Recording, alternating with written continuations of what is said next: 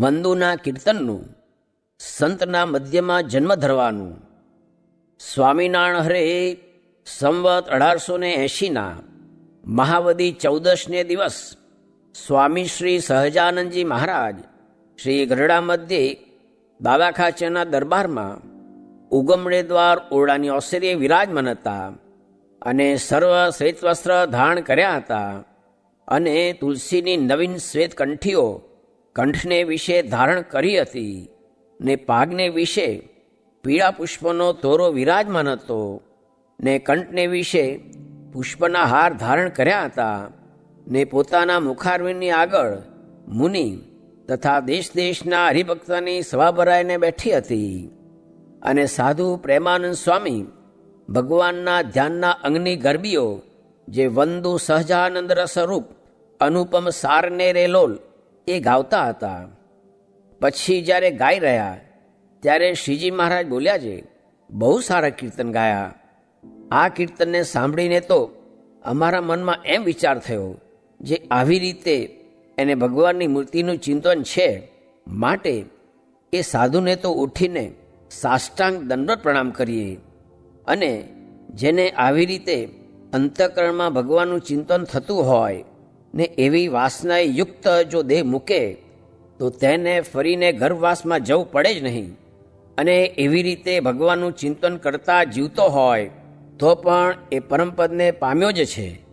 અને જેવા શ્વેતદીપમાં નિરંમુક્ત છે તેવો જ એ પણ નિરંમુક્ત થઈ રહ્યો છે.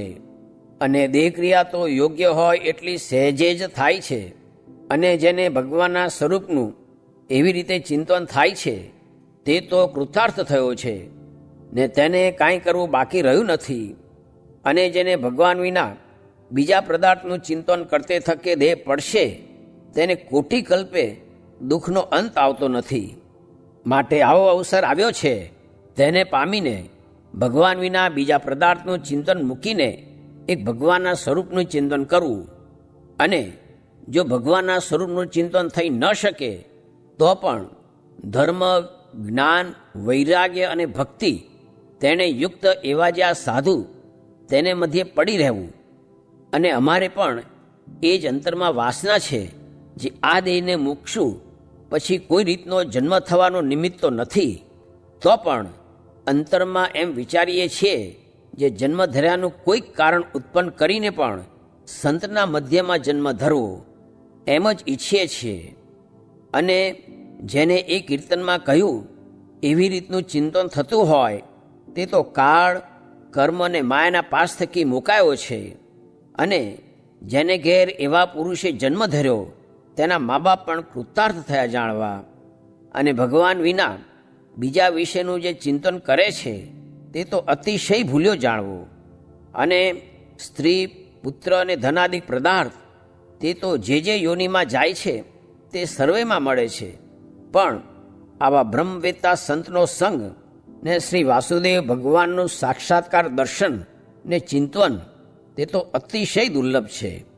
માટે જેમ વિષયી જનને પંચવિષયનું ચિંતન અંતઃકરણમાં થયા કરે છે તેમ જેના અંતરમાં અખંડ ભગવાનનું ચિંતન થયા કરે એથી ઉપરાંત મનુષ્ય દેહનો બીજો લાભ નથી. અને એ તો સર્વે હરિભક્તમાં મુખ્યો છે. અને એ ભક્તને શબ્દ, સ્પર્શ, રૂપ, રસ અને ગંધ એ પંચવિષય હોય તો પણ ભગવાન સંબંધી જ હોય. અને તેના શ્રવણ તે અખંડ ભગવાનની કથા સાંભળવાની ઈચ્છે, અને ત્વચા તે ભગવાનનો સ્પર્શ કરવા ઈચ્છે, અને નેત્ર તે ભગવાનને ભગવાનના સંતના દર્શન કરવા ઈચ્છે, અને રસના તે ભગવાનના મહાપ્રસાદના સ્વાદને ઈચ્છે, અને નાસિકા તે ભગવાનને ચડ્યા જે પુષ્પ, તુલસી તેના સુગંધને ઈચ્છે, પણ પરમેશ્વર વિના અન્ય વસ્તુને સુખદાયી જાણે જ નહીં. એવી રીતે જે વર્તે તે ભગવાનનો એકાંતિક ભક્ત કહેવાય. ઇતિ વચનામૃતમ. એવી રીતે ગઢડા મધ્ય પ્રકરણનું 48મું વચનામૃત જે તે થયું. ભગવાનના ભક્તને 3 પ્રકારમાંથી એક પ્રકારનું ધ્યાન તો રહે છે. તે નિશ્ચયરૂપ ધ્યાન રહે કે સાધુ પાસે જાવું છે એમ રહે, કે હું ભગવાનનો ભક્ત છું એમ રહે. બાકી તેલધારા વૃત્તિ મૂર્તિમાં રહે એ તો સ્વરૂપાનંદ સ્વામી આદિકની વાત છે. સ્વામિનારાયણ રે સ્વામીએ વાત કરી જે પ્રતિલોમ કરવામાં 4 વિઘ્ન છે તેની વિકતિ જે સ્ત્રી, દ્રવ્ય, આ લોકની મોટાઈ ને ક્રિયા. સ્વામિનારાયણ હરે સ્વામીએ વાત કરી જે લખવું, ભણવું તે તો ઠીક છે ને ભક્તિનું કાંઈ શરૂ આવતું નથી, પણ નિયમ રાખી બબ્બે ઘડી આત્મા અનાત્માનો વિવેક કરવા માંડે ને બબ્બે ઘડી રટણ કરે ને બબ્બે ઘડી વૃત્તિઓ રૂંધીને બંધ કરે ને બબ્બે ઘડી ભક્તિ કરે તો એમ જણાય જે જીવ વૃદ્ધિ પામે છે તો ખરો ને નિયમ વિનાનું તો પાણીનો ઘડો ઢોળ્યા જેવું થાય છે. સ્વામિનારાયણ રે સ્વામીએ વાત કરી જે પ્રથમ કાંઈ નહોતું ને આટલા કારખાના થયા અને હજી થાય છે ને વળી થશે, એ તો વધતું જ જશે, પણ મુખ્ય તો કથા વાર્તા, ધ્યાન ને મોટા સંતનો સમાગમ એ જ કરવાનું છે. સ્વામિનારાયણ રે સ્વામીએ વાત કરી જે આ તો નિયમે કેટલુંક વર્તાય છે, પણ સર્વ વાતની છૂટ મૂકે જે જેમ જેને ફાવે એમ વર્તું એવી આજ્ઞા થાય ત્યારે કેટલું વર્તાય એમ પોતાનો તપાસ કરવો. સ્વામિનારાયણ હરે સ્વામીએ વાત કરી જે ભગવાન ભજવામાં 3 વિઘ્ન છે. એક લોકનો કુસંગ, સત્સંગમાં કુસંગ ને ઇન્દ્રિયો અંતઃકરણનો કુસંગ, માટે એ સર્વેના છળમાં આવવું નહીં ને સત્સંગમાં કુસંગનો જોગ થાય ને બ્રહ્મરૂપ હોય તો દેહરૂપ કરી નાખે ને સત્સંગમાં સારાનો જોગ થાય તો દેહરૂપ હોય તેને બ્રહ્મરૂપ કરે. સ્વામિનારાયણ હરે સ્વામીએ વાત કરી જે સૂઈ રહેતો હોય પણ તે ભારે ભગવદી હોય તે આપણાથી ઓળખાય નહીં. તે ઉપર ગામ ભાદરાના ડોસાભાઈની વાત કરી જે એ મંદિરમાં આવીને સૂઈ રહેતા ને બીજા અડધી રાત સુધી બેસતા પણ તેની બરાબર થાય નહીં. સ્વામિનારાયણ હરે સ્વામીએ વાત કરી જે પદાર્થ ઝાઝા ભેળા ન કરવા નીકર મૂંઝવણ થવાની ને વાસના રહે ને દેહ સારું પદાર્થ છે અને દેહને તો વેરી જ ગયો છે, તે ભજન કરવા ન દે, વાંચવા ન દે તેવો છે ને દેહાભિમાન મૂકી સર્વે દોષ જાય છે. એમ વાત કરી તે ઉપર વચનામૃત વંચાવીને કહ્યું છે મુક્તાનંદ સ્વામી જેવા હોય તે પણ પદાર્થનો જોગ થઈ ઉતરતા જેવા રહે કે ન રહે. બીજું 16 સાધનનું વચનામૃત વંચાવ્યું ને કહ્યું છે તેણે કરીને અક્ષરધામને પમાય છે. સ્વામિનારાયણ હરે સ્વામીએ વાત કરી છે પંગતમાં બેસીને મેળાવીને લાડુ જમે તે નિસ્વાદી કહેવાય ને એકલો નોખો જો કાચો બાજરો ચાવે તોય પણ તે સ્વાદીઓ કહેવાય. તે માટે જુદું પડે જ બગડે છે અને નિસ્વાદી કેને કહીએ.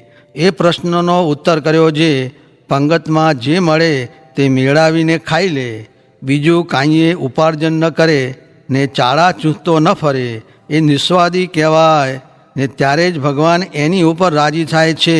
તે રાજી કરવાના ઉપાય સાધુનો સમાગમ ને નિયમ એ 2 છે. ગર્ભવાસમાં શું કહીને તું આવ્યો રે એ કીર્તન બોલાવીને કહે છે તરવાર તો ખરી પણ ક્ષત્રિયના હાથમાં હોય ને વાણિયાના હાથમાં હોય, એમ આવા વચન પણ બ્રહ્મવેતાના લાગે પણ બીજાના લાગે નહીં. સ્વામિનારાયણ હરે સ્વામીએ વાત કરી છે હે નાથ, હે દયા સિંધો, હે કૃપા સિંધો, હે કલિદોષ નિવારક, હે ભક્તિ ધર્માત્મજ, હે યોગ કલા પ્રવર્તક, હે વર્ણિવેશ દર્શક, હે શાલગ્રામ તૃષાહર, હે બ્રહ્મવિદ્યા પ્રવર્તક, હે અધમોદ્ધારણ, હે પતિત પાવન, હે અશરણ શરણ, હે શુદ્ધ એકાંતિક ધર્મ પ્રવર્તક, હે હરિજન વલ્લભ, હે નિષ્કામ ભક્ત વલ્લભ, હે નિષ્ઠિકાગ્રણીન, હે ભક્ત વલ્લભ, હે સ્વામિનારાયણ, હે નીલકંઠ, હે હરિકૃષ્ણ, હે હરે, હે નારાયણ, હે ધર્મધુરંધર, હે સર્વજન રક્ષક, હે સહજાનંદ સ્વામીન, તમે મારી ઉપર રાજી થઈને મને પોતાનો એકાંતિક દાસ જાણીને મારા હૃદયને વિશે નિત્ય નિવાસ કરીને રહેજો. આવી રીતે નિત્ય વહેલા ઉઠીને શ્રી પુરુષોત્તમ ભગવાનની મુમુક્ષુએ પ્રાર્થના કરવી ને આવી રીતે જો મુમુક્ષુ નિત્ય પ્રાર્થના કરે તો તેના હૃદયમાં સાક્ષાત શ્રી પુરુષોત્તમ ભગવાન નિવાસ કરીને અખંડ રહે. આવી રીતે શ્રી પુરુષોત્તમ ભગવાન અગણિત જીવોનું કલ્યાણ કરવાને અર્થે પોતાનું જે સમગ્ર ઐશ્વર્ય પ્રતાપ તે સર્વે જીવને સહેજમાં દેખાડતા હતા. તે ઐશ્વર્ય પ્રતાપ તે મૂળ અક્ષર મૂર્તિ સદગુરુ શ્રી ગુણાત્યાન સ્વામીએ પોતે દીઠેલું, તેમાંથી આ તો સંક્ષેપ માત્ર છે.